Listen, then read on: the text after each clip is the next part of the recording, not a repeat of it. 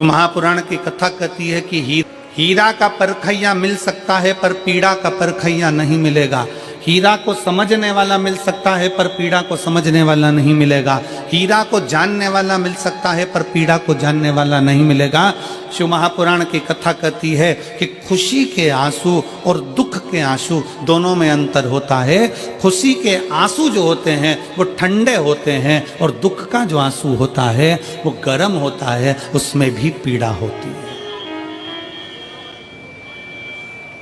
उसमें भी पीड़ा होती है।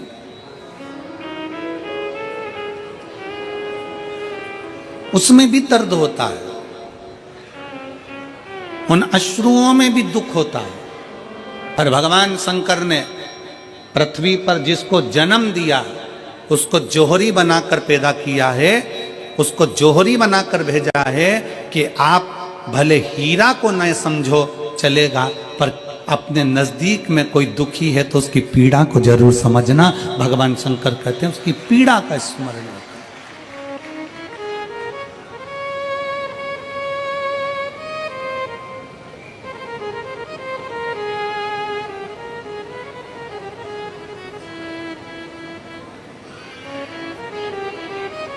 हीरा को समझो ना समझो पर पीड़ा को जरूर समझिए,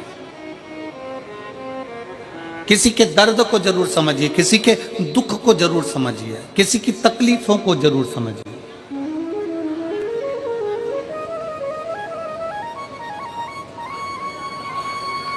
शिव पुराण कह रही है सब जल अलग अलग है, जल का स्वाद अलग अलग है, उसका गर्म ठंडा भाग अलग अलग है। उसी तरह जब हम भगवान देवादिदेव महादेव को जल चढ़ाने के लिए जाते हैं, भगवान शंकर के मंदिर में पहुंचते हैं, शंकर भगवान को जब एक लोटा जल चढ़ाने के लिए उनके करीब में पहुंचते हैं और जब हम दिल से उसको पुकारते हुए, भले हम कुछ ना कहें, कुछ भी ना बोलें, हम अपने मुख से एक शब्द भी ना बोलें, तो भी तब हम भगवान शंकर को श्री शिवाय नमस्तुभ्यम कहते हुए जब जल समर्पित करते हैं तो भोले बाबा समझ जाते हैं, मेरे शंकर समझ जाते हैं कि ये क्यों मेरे दरवाजे पर जल चढ़ाने को आया है, ये क्यों पहुंचा है मेरे पास में, ये क्यों आया है, इसको क्या चाहिए, ये क्या लेने के लिए आया है, क्यों पहुंचा, किस लिए आया।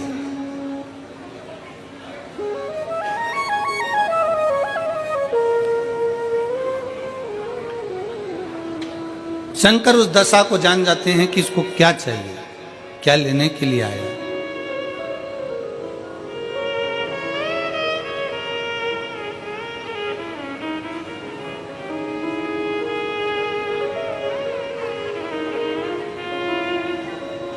रोज शंकर के मंदिर में प्रतिदिन जाने वाले को और एक और चीज अपने स्मरण में रहे, अगर शिव के मंदिर नहीं जा सकते तो अपने घर में जो शिवलिंग है उस पर जल चढ़ाओ।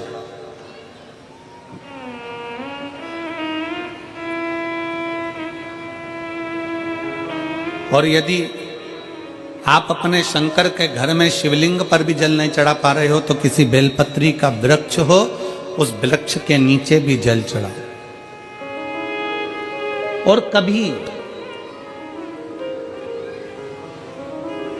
कभी मौका मिल जाए, कभी भगवान शंकर की बड़ी करुणा हो जाए, भगवान शंकर की बड़ी उदारता हो जाए, भगवान शंकर की बड़ी कृपा हो जाए, बड़ी कृपा हो जाए, भगवान शंकर जिस दिन तुम्हारे ऊपर बहुत बड़ी कृपा कर दे, किसी सोमवार को 3 नियम बना लो। जिस दिन मेरा भोले बाबा तुम पर कृपा कर दे उस दिन सोमवार का एक नियम बनाओ कि महीने का एक सोमवार मुझे ऐसा करना है, 3 नियम धारण करना है महीने के सोमवार को। पहला, सुबेरे जाकर शंकर भगवान को 1 लोटा जल चढ़ाना है। दूसरा, दोपहर के समय पर जाकर मुझे बेलपत्री के वृक्ष के नीचे एक चावल का दाना रखकर बेलपत्री की 7, 11, 21, 108, 51 जितनी परिक्रमा आप लगा सकते हो वो लगाना है। और तीसरा, बेलपत्री के वृक्ष के नीचे और शंकर के मंदिर के दरवाजे पर मुझे एक घी का दीपक लगाना है। बस ये 3 नियम जिसने महीने में एक बार ले लिया, समझ लो उसको पीछे हटने की जरूरत ही नहीं, वो आगे ही बढ़ेगा। महीने के किसी एक सोमवार का ऐसा नियम बना लो कि मुझे 3 नियम धारण करना है। महीने के किसी भी एक सोमवार को, हम ये नहीं कहेंगे कि तुम सोमवार 5 पढ़ रहे हैं तो 5 को करो, 4 पढ़ रहे हैं तो 4 को करो, 3 पढ़ रहे हैं तो 3 को करो।